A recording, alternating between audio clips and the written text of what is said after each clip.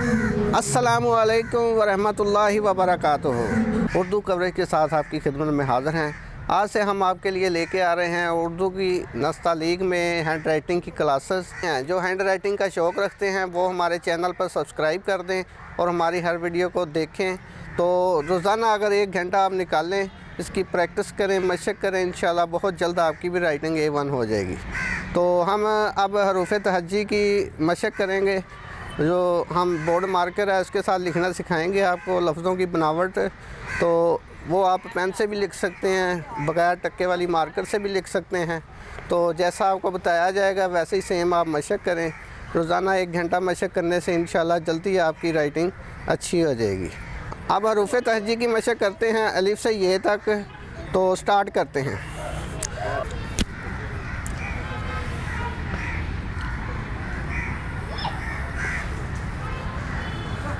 जी, आज जो हम मशक करेंगे ये है ख़त नस्तालीग।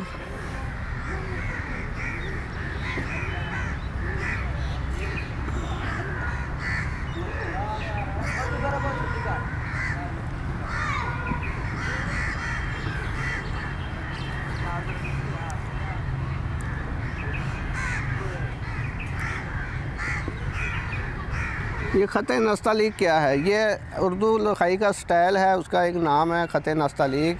जैसे मुख्तलिफ़ इंग्लिश में फ़ॉन्ट होते हैं, इसी तरह उर्दू में भी फ़ॉन्ट होते हैं। इस ख़त का जो नाम है वो ख़त नस्तालीग है।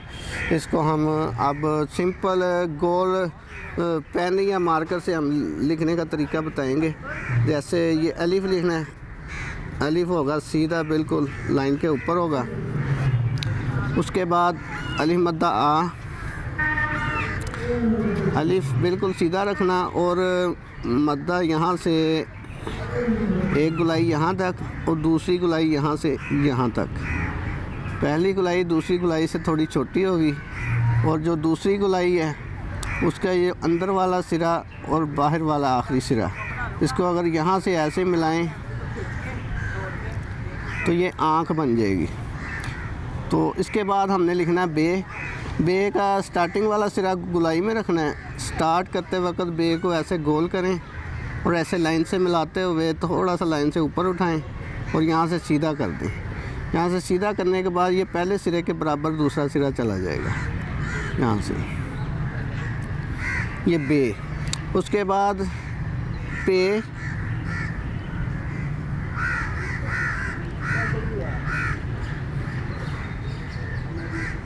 ते, टे,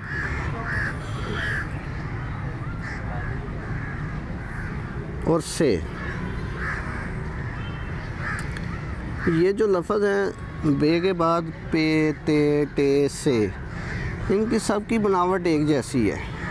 जैसे बे लिखना, पहले शुरू में गोल, दरमियान से लाइन से टच होना है, एंड से सीधा करना है, ऊपर से बराबर। इसी तरह ये सारे लफ्ज़ होंगे, सिर्फ नुक्तों का फ़र्क होगा। पे के नीचे 3 नुक्ते हो जाएंगे, ते के ऊपर 2 नुक्ते। और नुक्तों का ख्याल रखना है कि 2 नुक्ते जब लिखने हैं आपने, ये नुक्ते से नुक्ता मिला के लिखना है, 2 नुक्ते ऐसे लिखने हैं और तीसरा नुक्ता उसके नीचे डालना है।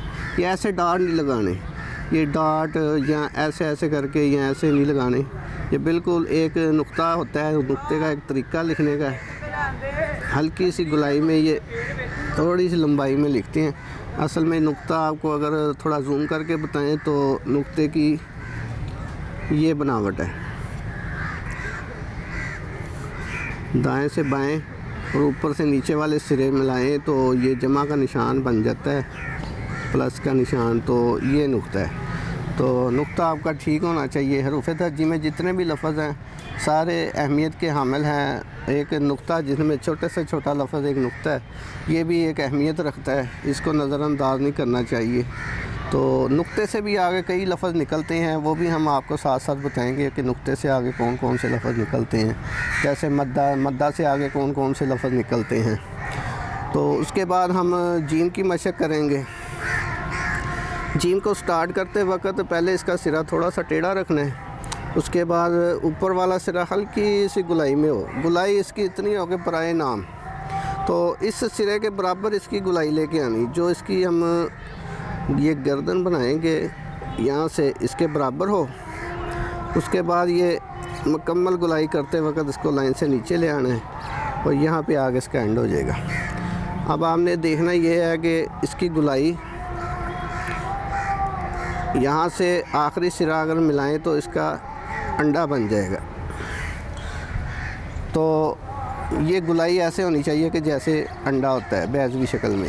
تو اگر یہاں سے ہم لائن سیدھی نیچے تک لے کے آئیں تو یہ گلائی کا بالکل سینٹر ہوگا، یہاں سے اور یہاں سے اس کا درمیان بن جائے گا۔ تو یہ آپ نے خیال رکھنا کہ پیچھے سے یہ برابر ہو، یہاں سے درمیان ہو اور یہ اسے گلائی انڈے کی شکل میں بن جائے۔ تو اب جیسے ہم نے بے پے تے ٹے لکھا تھا، اسی طرح جیم چے ہے خے وہ بھی بالکل سیم ایسے ہی لفظ ہیں۔ جیم کے بعد چے 3 نقطے، ہے اور خے۔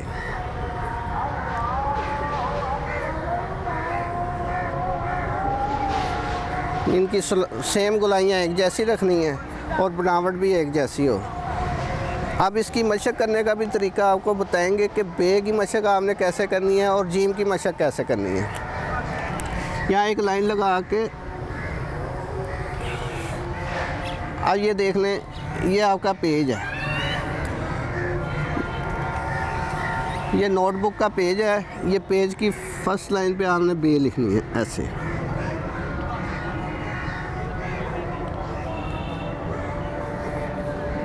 اس کے ساتھ پھر بے۔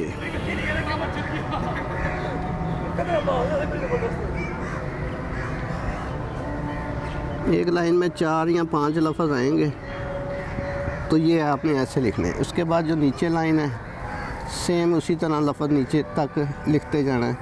یہ آپ کی بے کی مشق کمپلیٹ ہو جائے گی۔ پھر اسی طرح آگے آپ نے جیم کی مشق کرنی ہے۔ جیم کی اگر مشق آپ یہاں سے سٹارٹ کریں تو پھر بھی ٹھیک ہے، اگر یہاں سے کریں تو آپ نے ایک سپیس رکھ لینی ہے کہ کتنی سپیس کے بعد ایک لفظ آئے۔ ایک لائن میں آپ کے 4 لفظ آتے ہیں یا 5 آتے ہیں، اس کے حساب سے آپ نے ڈاٹ لگا لینے۔ تو چاہے آپ یہاں سے لکھیں،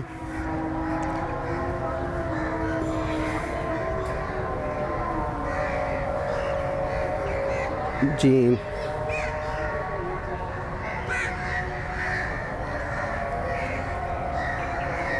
چے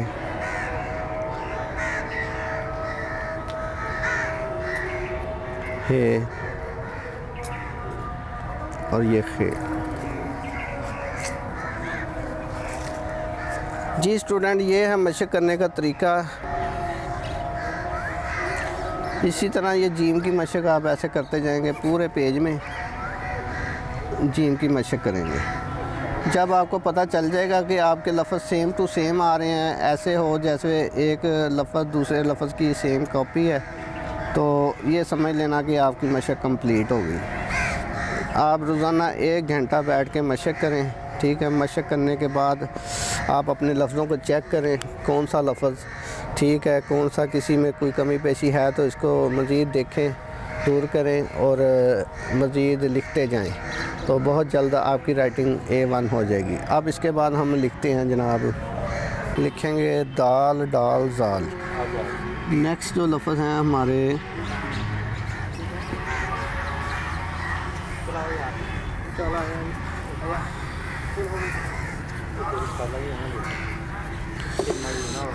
دال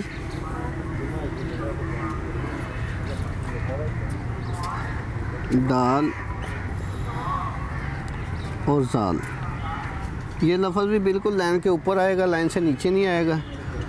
دال ڈال، ڈال کے اوپر توئیں آئے گی اور زال کے اوپر نقطہ آئے گا۔ دال بالکل ایک گلائی کی طرح بنانی ہے، جیسے ہم ایک سائڈ سے یوں نیچے جاتے ہیں، یہاں سے ایسے، یہاں سے ایسے اور یہاں سے ایسے۔ یہ نیچے والا حصہ رے کا اور دال کا ایک جیسا ہوتا ہے، دال کی گلائی تھوڑی سی ایسے گھما دینی ہے۔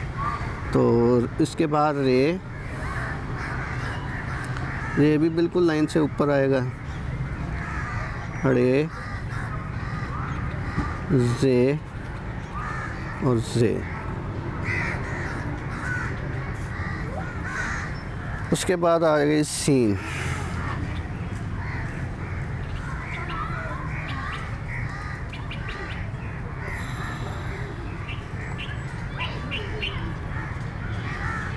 اس کے بعد آ گئی شین.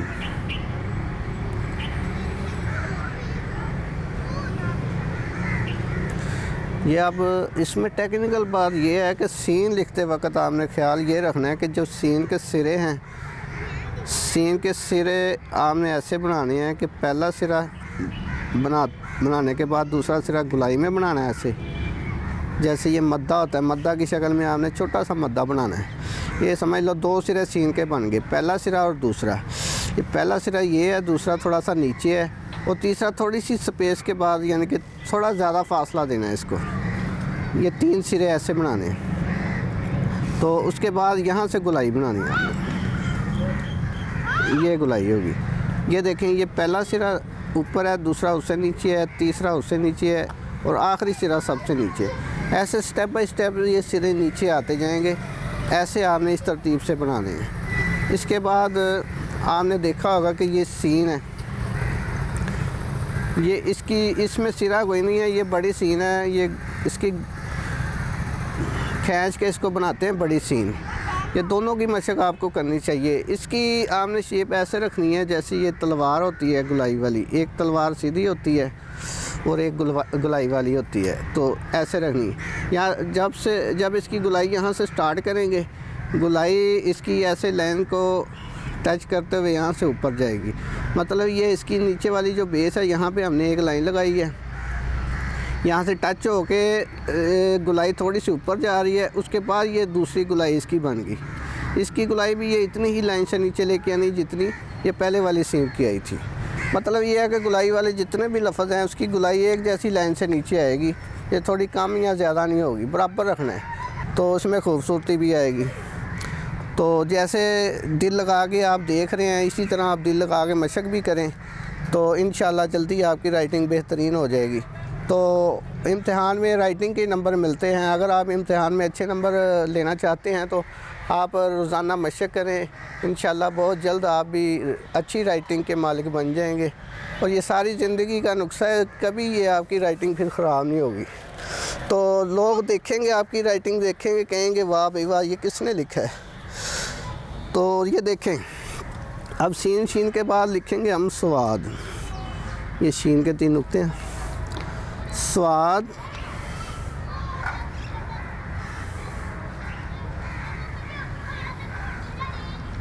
اور یہ زواد.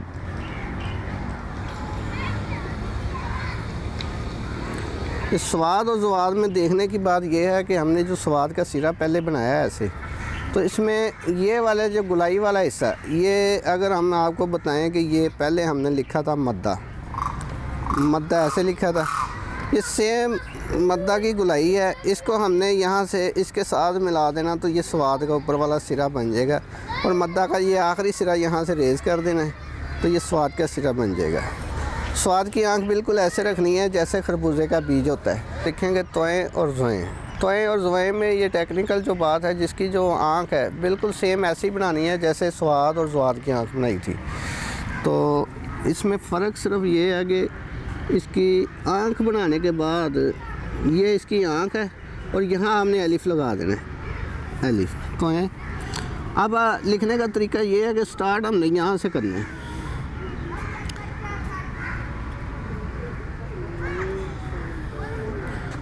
توئیں اور زوئیں. ایک دفعہ پھر دیکھیں ذرا، اس میں ٹیکنیکل بات یہ ہے کہ الف لکھتے وقت آپ نے یہاں سے تھوڑا سا آگے موو کرنا ہے. تھوڑا آگے موو کرنے کے بعد پھر آپ نے یہ گھما کے اس کی آنکھ بنانی ہے. اس کے بعد یہ اس کے ساتھ ٹچ ہوتے ہوئے تھوڑا سا آگے لے آنا ہے تو اس کی بہترین گلائی بنا دینی ہے آپ نے. تو یہ چیز ہو جائے گی. بعض اوقات جو بچے ایسے لکھتے ہیں کہ یہاں سے سیدھا اور یہاں سے ایسے کر دیا تو اس کی آنکھ صحیح نہیں بنتی. ٹھیک ہے، تو اس کی آنکھ صحیح بنانے کے لیے یہاں سے آپ کو تھوڑا سا موو کرنا ہوگا. ایک دفعہ پھر دیکھ لیں، یہاں سے تھوڑا سا آگے موو کرنا ہے. اس کے بعد اس کی ایسے آنکھ بنا دیں گے، ایسے توئیں بہترین بن جائے گا. ٹھیک ہے. اس کے بعد توئیں زوئیں کے بعد ہم لکھیں گے عین اور غین. عین اور غین کے لکھنے کا ٹیکنیکل طریقہ یہ ہے کہ جب ہم نقطہ لکھتے ہیں نا، نقطہ ہوتا ہے ہلکی سی یہ گلائی ہوتی ہے ایسے، تو اسی نقطے کو ہم یہاں سے تھوڑا سا اوپر لے جائیں گے اور یہاں سے تھوڑا پیچھے لے آئیں گے. یہ چیز بن جائے گی۔ اگر ہم اس کو یہاں سے ایسے گلائی کی شکل میں اس کے ساتھ ملا دیں تو یہ حمزہ بن جائے گا۔ تو حمزہ اور عین میں صرف یہ گلائی کا ہی فرق ہے۔ اس کو ہم جیسے جیم کی گلائی بنائی تھی اسی طرح ہم اس کی گلائی بنا دیں گے تو یہ عین بن جائے گا۔ یہ دیکھیں عین اور غین،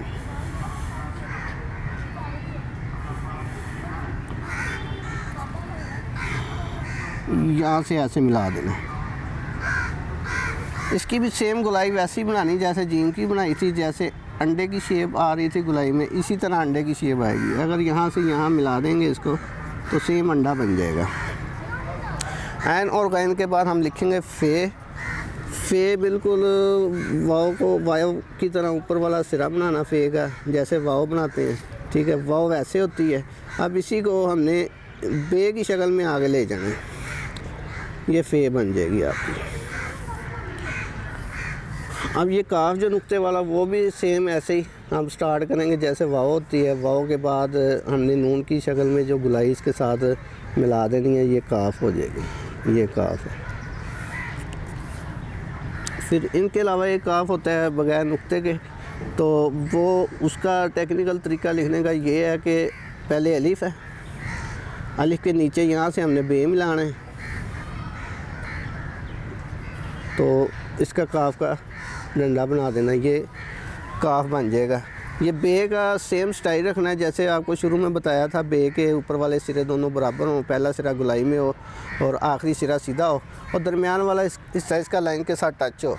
تو ایسی بے آپ نے بنانی ہے۔ تو بے کا ٹھیک ہونا کاف کو بنانے کے لیے ضروری ہے۔ اگر بے آپ کی ٹھیک ہے تو آپ کا کاف بھی A1 بن جائے گا۔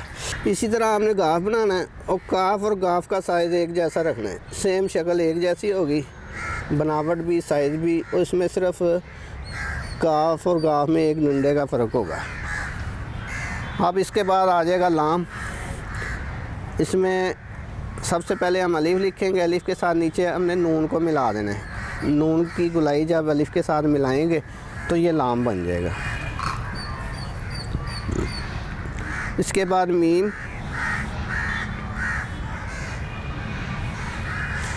میم بالکل آسان ہے۔ بعض بچے ایسا کرتے ہیں کہ ایسے میم لکھ دیتے ہیں گھما کے، یا ایسے لکھ دیتے ہیں، یا ایسے نہیں لکھنی۔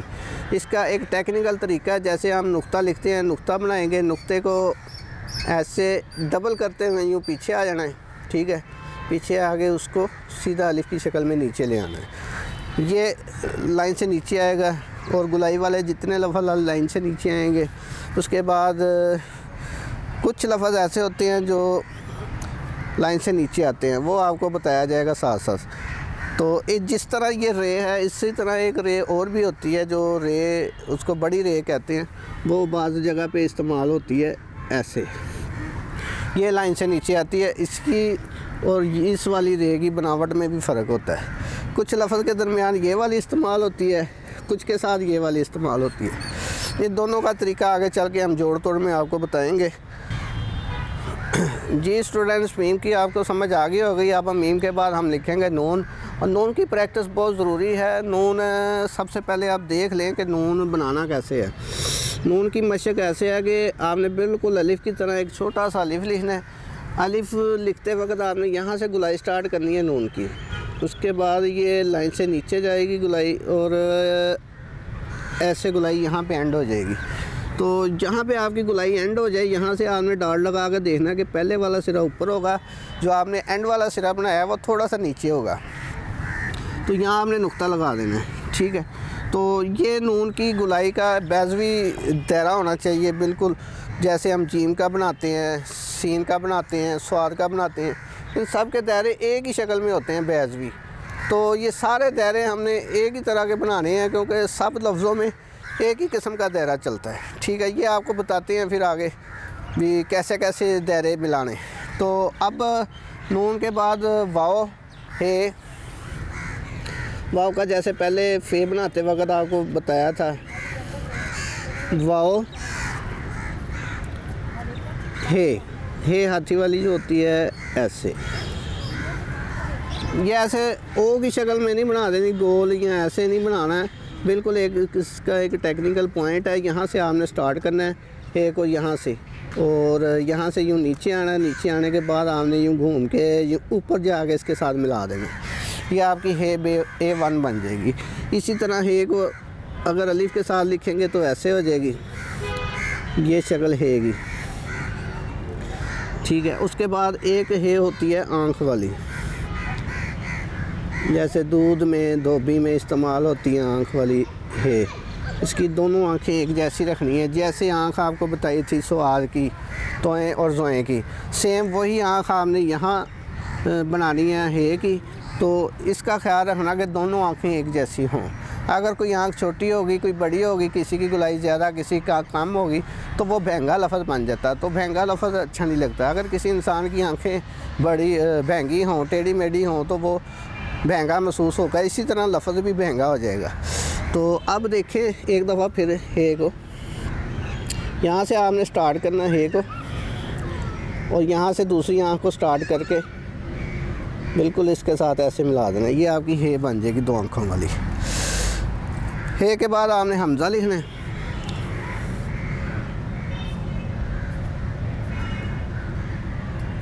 حمزہ کے بعد چھوٹی یہ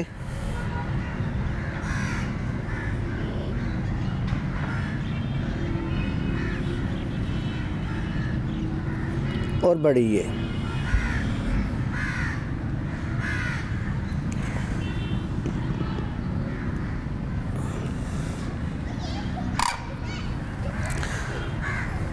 حمزہ کے بعد چھوٹی یہ اور بڑی یہ اس کا تھوڑا سا ٹیکنیکل پوائنٹ سمجھ لیں چھوٹی یہ کا۔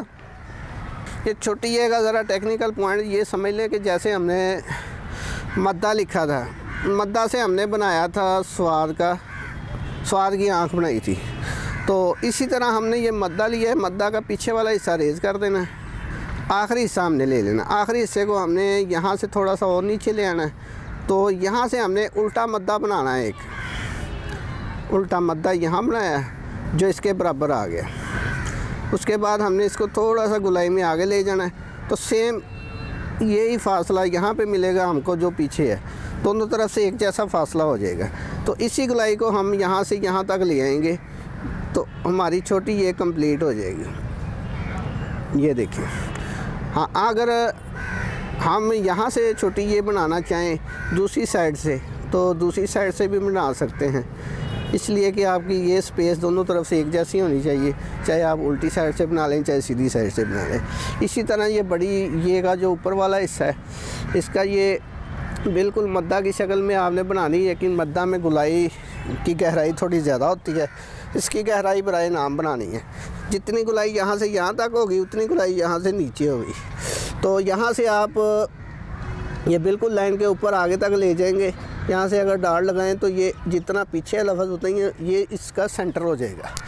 تو اگر آپ یہاں سے ریز کرتے ہیں تو بڑی اے کو آپ الٹی سائڈ سے بنانا چاہتے ہیں تو الٹی سائڈ سے بھی بن جائے گی، تو اس کا یہ آپ کا درمیان والا حصہ جو A1 ہونا چاہیے یہ دونوں طرف سے آپ کی A1 ہو جائے گی بڑی یہ۔ تو جی اسٹوڈنٹس، آج آپ نے مشق دیکھی حروف تہجی کی خط نستعلیق میں، تو امید ہے آپ کو ضرور پسند آئی ہوگی۔ اب ہم کچھ دیر کے لیے ہم ہر لفظ کا کلوز اپ آپ کو دکھا دیں تاکہ آپ کو مزید اچھی طرح سمجھ آ جائے، تاکہ مزید ڈیٹیل میں آپ کو کچھ بتایا جا سکے۔ تو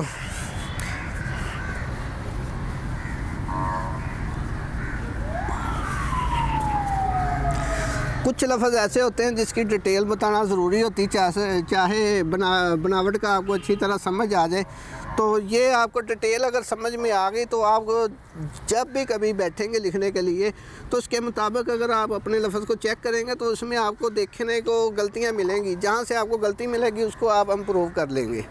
تو اب سب سے پہلی بات یہ ہے کہ جب بھی آپ اپنا کام کرنے کے لیے بیٹھیں تو لکھنے کے بعد اپنے لفظ کو اچھی طرح دیکھیں، چیک کریں کہاں سے آپ نے ٹھیک لکھا ہے کہاں سے نہیں، جہاں سے آپ کو کمی پیشی یا مسٹیک نظر آئے وہ آپ نے بالکل ایسی سیٹ کر لینی جیسے میں نے آپ کو ڈیٹیل میں بتایا ہے۔ یہ سب سے پہلے یہ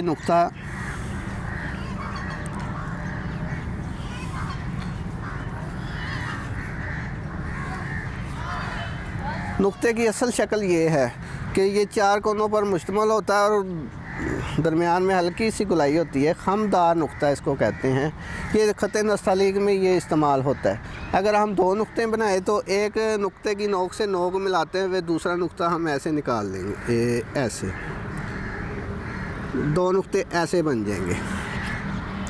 یہ تو ہو گیا ڈبل نقطہ۔ اب ایک نقطے سے آگے کتنے لفظ بن سکتے ہیں یہ دیکھیں، جیسے یہ نقطہ ہے، اس نقطے کو ہم یہاں سے یوں آگے لے جائیں تو یہاں سے یوں پیچھے لے آئیں، تو یہ دیکھیں یہ نقطے کی جتنی سپیس ہے اس کے برابر ہم اگر یہاں ایک ڈاٹ لگا دیں، اس ڈاٹ کو ہم نے اس گلائی کی شکل میں اس کے ساتھ ملا دینا ہے، تو اس کو تھوڑا سا طوطے کی چونچ کی شکل میں اس کے ساتھ ایسے اٹیچ کر دینا، تو یہ بالکل حمزہ بن جائے گا۔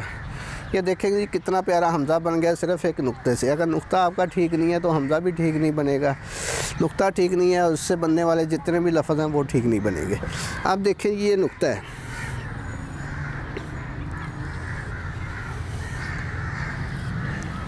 یہ نقطہ ہے، اب اس سے بنائیں گے مدہ۔ مدہ کیسے بنتا ہے؟ ایک ہم نے ڈاٹ ادھر یہاں لگا لینا ہے تو ایک یہاں لگا لینا ہے۔ اس ڈاٹ کو ہم ایسے گلائی میں لاتے ہوئے اس سرے کے ساتھ ملائیں گے، تو دوسرے کو ہم یہاں ملائیں گے۔ اس کے بعد یہ والا آخری سرا ایسے اور یہ والا ایسے، یہ بالکل ایک مدہ بن جائے گا، بالکل پروفیشنل جیسے آرٹسٹ یا پینٹر حضرات لکھتے ہیں ڈرائنگ میں مدہ، ویسے بن جائے گا۔ آپ دیکھتے ہیں جی نقطے کے بعد جو الف تو ایک سیدھا سا لفظ ہے، لیکن اس کو سیدھا ہی ہونا چاہیے، ٹیڑھا میڑھا نہ ہو۔ تو اگر ٹیڑھا میڑھا ہو جائے تو الف کے ساتھ جیسے لام ہے وہ الف سے بنتا ہے، کاف ہے وہ الف استعمال ہوتا ہے، ایسے لفظ جو ہے نا وہ ٹھیک نہیں بنتے۔ تو کوشش آپ کریں کہ الف لکھنے کی آپ کی پریکٹس بالکل سیدھی ہو، ٹھیک ہے۔ الف کے بعد ہم لکھیں گے جی مدہ۔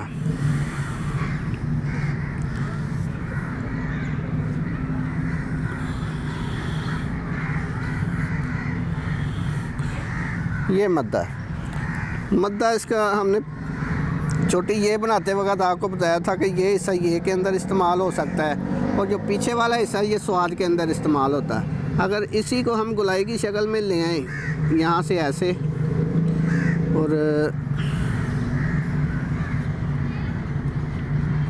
یہاں سے ایسے ملا دیں تو یہ سواد کا سرا بن جائے گا۔ اس کے ساتھ ایسے ہم گلائی شامل کر دیں گے تو سیم وہی سواد بن جائے گا، ٹھیک ہے۔ تو یہ مدہ سواد کے اندر استعمال ہو گیا ہے۔ مدے کا آخری سرا چھوٹی یہ کے اندر استعمال ہو گیا ہے۔ اس کو اگر ہم الٹا مدہ یہاں لگا کے ایسے چھوٹی یہ میں استعمال کر لیں تو چھوٹی یہ بن جائے گی۔ تو یہ لفظوں سے آگے لفظ بنتے جا رہے ہیں۔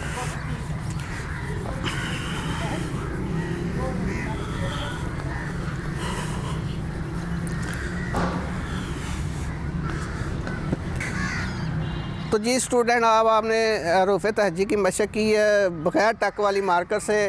آپ پین سے بھی اس کی مشق ایسے ہی کر سکتے ہیں، بال پوائنٹ سے بھی کر سکتے ہیں اپنا، اور لیڈ پینسل سے بھی کر سکتے ہیں۔